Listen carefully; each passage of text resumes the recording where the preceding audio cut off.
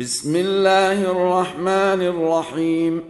يسبح لله ما في السماوات وما في الأرض، له الملك وله الحمد، وهو على كل شيء قدير. هو الذي خلقكم فمنكم كافر ومنكم مؤمن، والله بما تعملون بصير. خلق السماوات والأرض بالحق وصوركم فأحسن صوركم وإليه المصير. يعلم ما في السماوات والأرض ويعلم ما تسرون وما تعلنون، والله عليم بذات الصدور. ألم يأتكم نبأ الذين كفروا من قبل فذاقوا وبال أمرهم ولهم عذاب أليم. ذلك بأنه كانت تأتيهم رسلهم بالبينات فقالوا أبشر يهدوننا فكفروا وتولوا واستغنى الله، والله غني حميد. زعم الذين كفروا أن لن يبعثوا، قل بلى وربي لتبعثن ثم لتنبؤن بما عملتم، وذلك على الله يسير.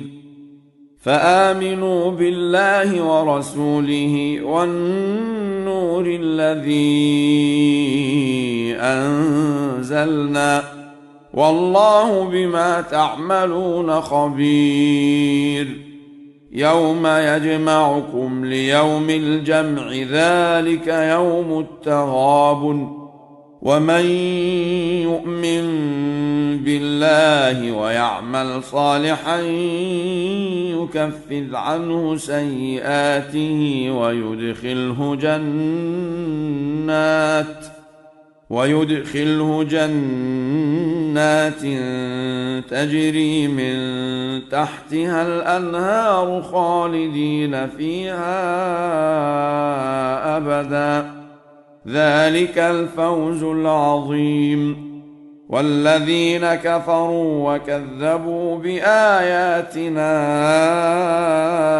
أولئك أصحاب النار خالدين فيها، وبئس المصير.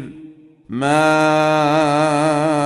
أصاب من مصيبة إلا بإذن الله، ومن يؤمن بالله يهد قلبه، والله بكل شيء عليم. وأطيعوا الله وأطيعوا الرسول، فإن توليتم فإنما على رسولنا البلاغ المبين.